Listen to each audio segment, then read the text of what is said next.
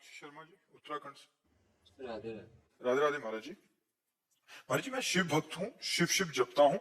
महाराज जी, मेरा प्रश्न है कि जब आप काशी में थे तो आपने गुरु का चयन कैसे किया? अतः गुरु हमें खुद चुनते हैं। जब आप वृंदावन आए तो नाम और मंत्र आपके श्वास पर वो कैसे परिवर्तित हुआ? वैराग्य पंथ से प्रेम मार्ग में क्या पूर्व नाम जप की गणना नए पथ में जुड़ती है?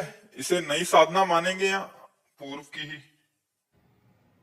कैसे बतावे तो पूरा इतिहास है बचपन से लेके अभी तक का। तो क्या कुछ शब्दों में बता देते हैं कि जैसे हम घर से निकले तो हमारी खोज हुई। तो 2-3 दिन में सबसे पहले बड़े भाई आए तो उनको कठोर जवाब देकर वापस कर दिया। फिर पिता आए। पिताजी बहुत कड़क स्वभाव के थे, कठोर स्वभाव उनका था।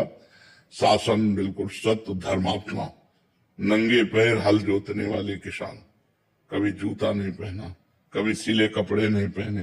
तो जब वो आए तो हमें लगा कि अब पिटाई होगी, क्योंकि वो बहुत कठोर स्वभाव। उनका खड़े हो जाओ, तो उनका नहीं खड़े होंगे क्योंकि तुम घर ले जाओगे। उनका नहीं खड़े हो जाओ, खड़े हो गए। तो बोले क्या बात है, क्यों भाग आए? तो हम भगवान का भजन करके भगवान को प्राप्त करना चाहते हैं। उनका ऐसे भगवान की प्राप्ति होती है, मारे मारे घूमने से भगवान की प्राप्ति होती है। भगवान की प्राप्ति तो साधना से होती है, और वो गृहस्थी में भी हो सकती है। हम लोग भजन नहीं कर रहे क्या? तो हम कहा हमें ऐसा भजन नहीं करना, हमें विरक्त होकर भजन करना है। तो उनका सच्ची बात, हम रो पड़े। एक तो भय उनका, और दूसरा कि हमें घर न ले जाए, हमें भगवान की प्राप्ति करनी है। पूर्व जन्म का कुछ ऐसा था कि जो हमें भगवान की प्राप्ति करने का चस्का लगा। कोई हम दुख या किसी समस्या से थोड़ी निकले। 13 वर्ष के बालक को क्या दुख, 9th क्लास में पढ़ रहे थे। तो पिताजी ने ऐसे गले लगाया, राम राम राम, को स्वयं भक्त थे, ऐसे गले लगाया, 3 बार कहा राम राम राम, और कहा बेटा ऊसर में बैठोगे तो फूल बरसेंगे, जो हमारा आशीर्वाद है। लेकिन जिंदगी में अगर हमने ये सुना कि किसी माई बहन की तरफ तुम्हारी गंदी दृष्टि हुई, नहीं, गृहस्थी में चलो और भजन करो, और अगर बाबा जी बनो तो जीवन में कभी ये शिकायत हमें न मिले। तो हमका वादा करते हैं कभी शिकायत नहीं मिलेगी। तो उनका चलो हमारे साथ। और उन्होंने पहले सदगुरुदेव भगवान जिन्होंने हमें वर्ण किया अपने शिष्य के रूप में, उनके पास ले गए। वो सैमसी में रहते थे, एक पर्ण कुटी बनाकर रहते थे। मंदिर बना, आज भी मंदिर बना हुआ सैमसी में। गुरुजी से कहा, उनका देखा, बोले कैसे आना हुआ? बोले स्वामी जी, लड़का कह रहा हम बाबा जी बनेंगे। तो उनका कोई बात नहीं, एक छोड़ दो, 1 हफ्ते में भाग के घर आ जाएगा या तो बाबा जी बन जाएगा।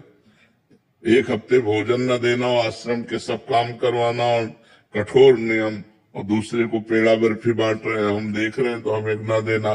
लेकिन हमारे मन में आया कि हमको भगवान की प्राप्ति करनी, हमको गुरुजी दे या न दे। 1 हफ्ता बाद उन्होंने कहा जाओ गंगा स्नान करके आओ, आज तुम्हें मंत्र देंगे। फिर उन्होंने हमको शिव मंत्र दिया। उसी शिव मंत्र के जप के और गुरुजी ने केवल हमको यही बताया कि बेटा जितना जपोगे उतना ही तुम्हारे अंदर ज्ञान प्राप्त होगा। तो हमारे को गुरुजी की वो बात बैठ गई कि मेरा काम है हर समय इसी मंत्र का जप करना। तो जब हम अपवित्र होते तो शाम में सदाशिव जपते, और जब पवित्र होते तो गुरुजी ने जो मंत्र दिया था शिव भगवान का, वो मंत्र जपते।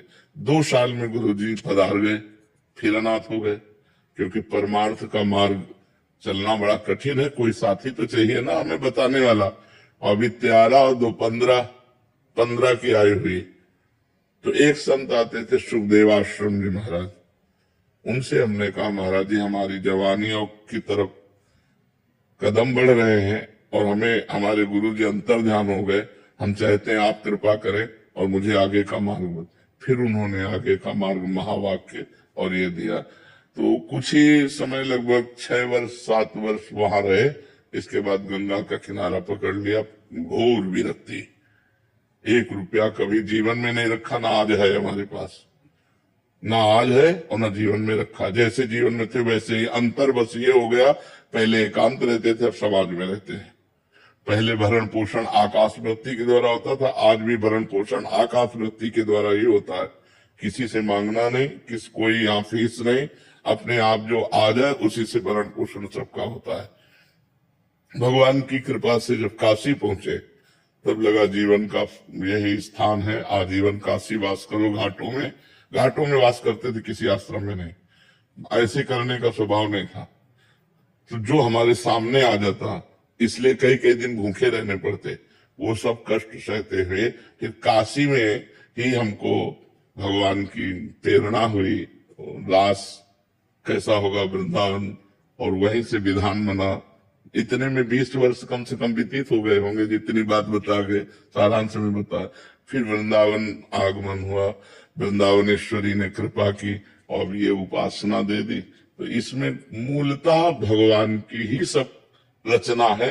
हम कहीं कोई खोज नहीं की, हम कहीं कोई चाह नहीं की, आगे से आगे क्या करना है क्या करना वो सब करते चले गए। तो हमें लगता है यदि हम गुरु की शरण में हो जाए और वो हमें जो मार्ग बताए उसके अनुसार हम चले, तो आगे हमें जहां पहुंचना है वो आगे आगे सब व्यवस्था भगवान करते जाते हैं।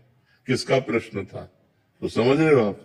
हार्दिक जी दिल्ली से। राधे राधे। जी इनका भी सेम प्रश्न है। कह रहे हैं कि महाराज जी जब आप काशी में ही पूर्णता का अनुभव हो गया था, तो आपके मुख से सुना है कि भगवत प्राप्ति में किसी के भी दर्शन हो जाते तो राधा रानी के दर्शन वहीं से कर लेते।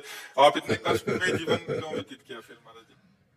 नहीं, राधा रानी के दर्शन की इच्छा ही नहीं थी, काशी में नहीं थी।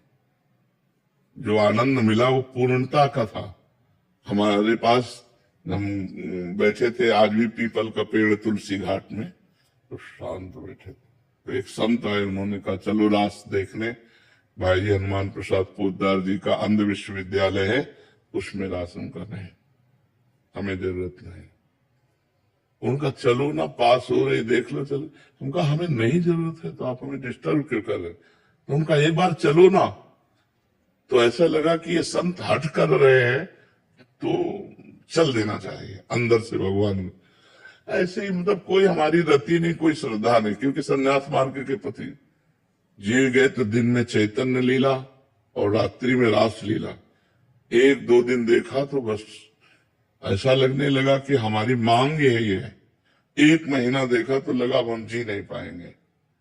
तब हुआ कि चलो वृंदावन, रास देखने के लोभ से कि वृंदावन में रास होता रहता है, अब हम रास के बिना जी नहीं सकते, तो हमको ऐसे वृंदावन लाए। हमें ये नहीं था कि मुझे राधा रानी के दर्शन करने हैं या मुझे राधा रानी की उपासना करनी है, ऐसा बिल्कुल नहीं था। हमारा तो बस भगवान शिव में अनन्यता थी और वही।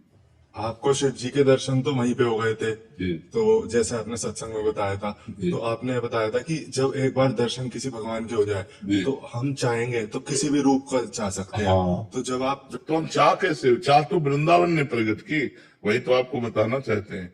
प्रियाजू के मिलन की चाह तो वृंदावन ने प्रकट की, प्रियाजू के लालजू की लीला की चाह तो वृंदावन ने प्रकट की।